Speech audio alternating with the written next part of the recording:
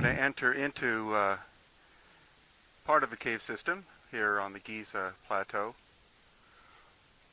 And this gate was not locked, so we're walking in. As you can see, there's a chamber up here. Oh yeah. That's leading to a room through the shaft. Right. And then the room here, and the shaft continues to other levels and other rooms. Right. That's how the design look like. Uh-huh. Enter from a room and this one, and then you'll probably find other channels that go in different directions. Right.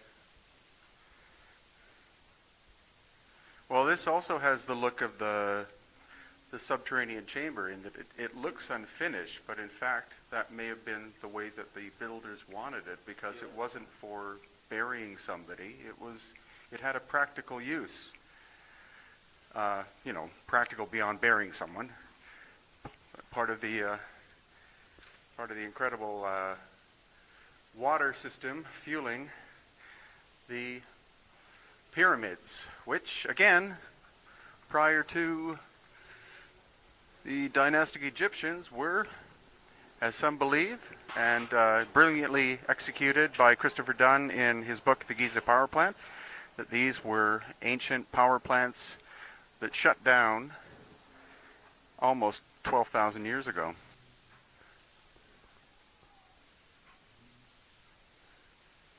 You can hear the amazing resonance quality as Yusuf is toning.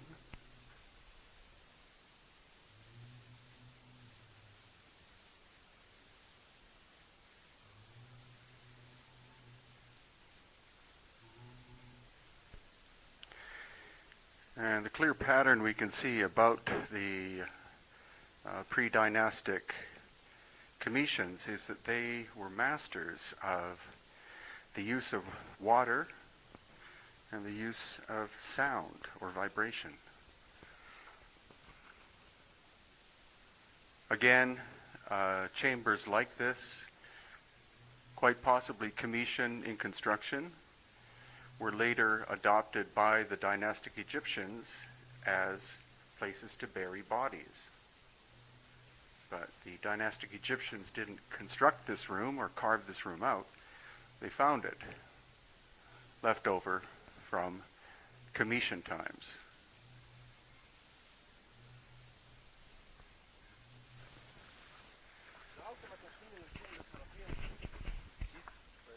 Oh yeah. I said the ultimate machining we see in the Seraphim makes us positive that the underground complex is originally part of the bigger part with the pyramid. And not something that was like made later. We can go take a break here. Okay.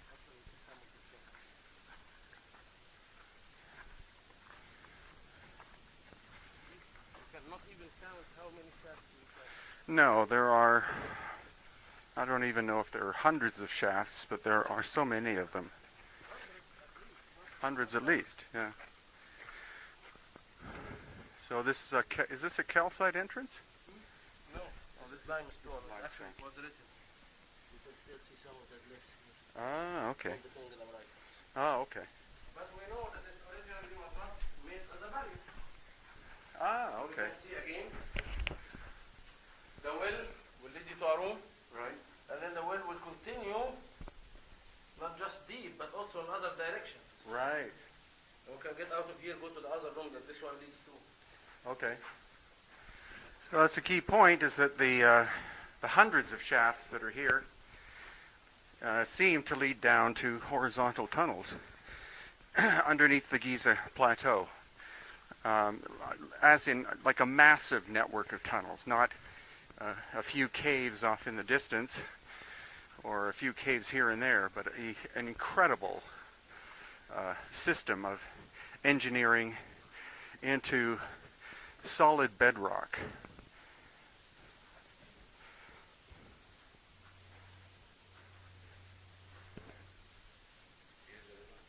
Wow.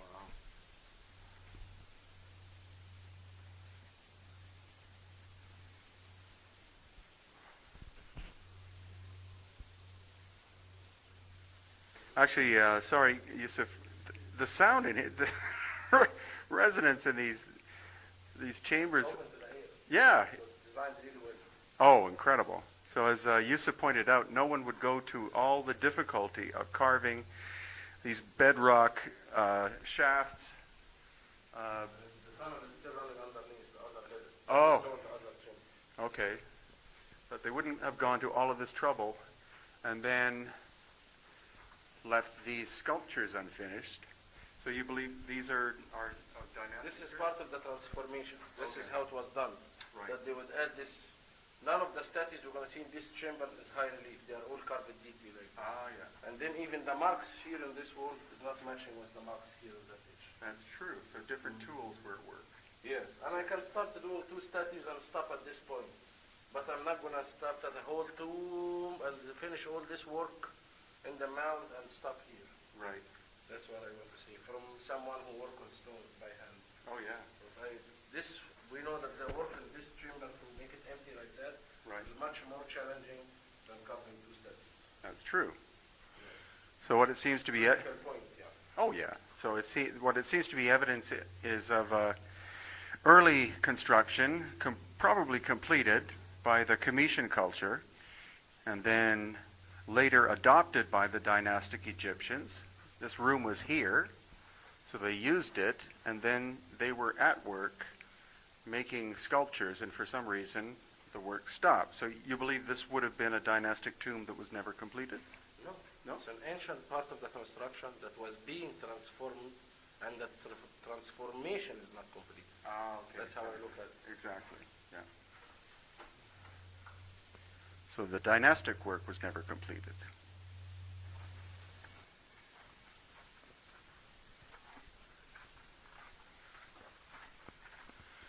So again, we're on the Giza Plateau, and we're probably at the second level of the shafts and tunnels. There's most likely one above us, or at least one below us.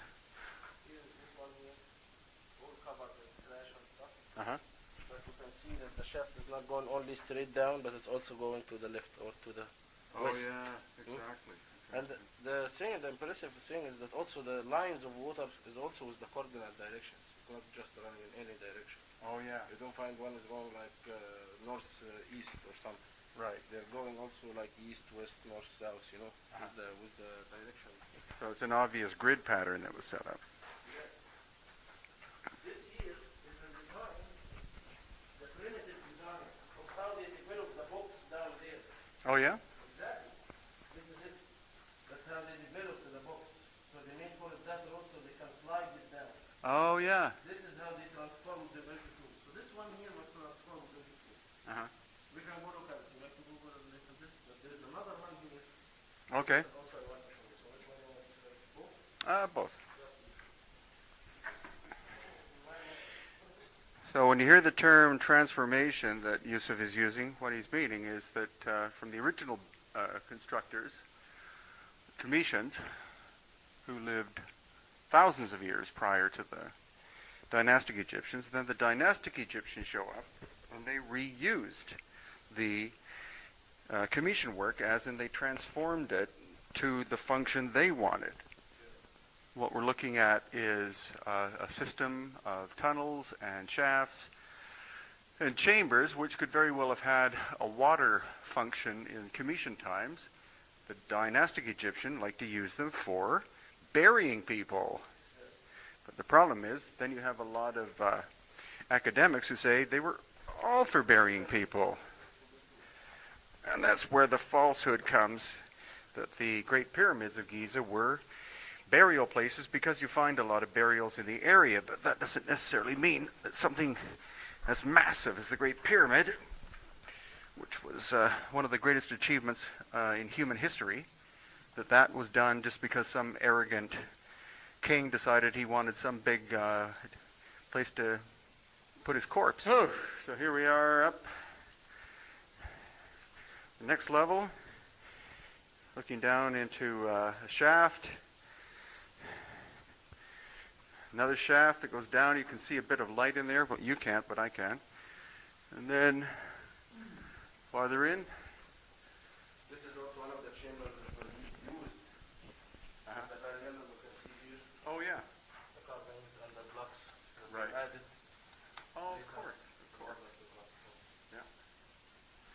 So as Yusuf points out, the door here was added later.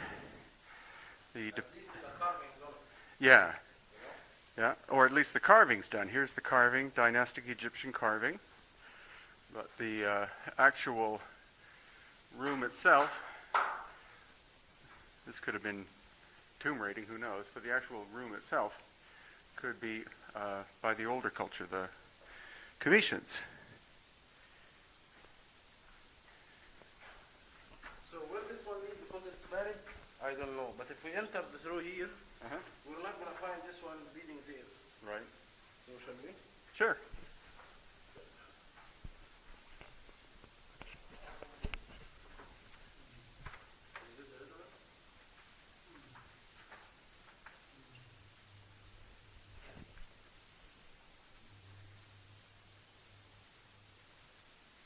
Look where we are. Whoa! We're in the bottom of shit. So we are under the Giza Plateau right now. Wow.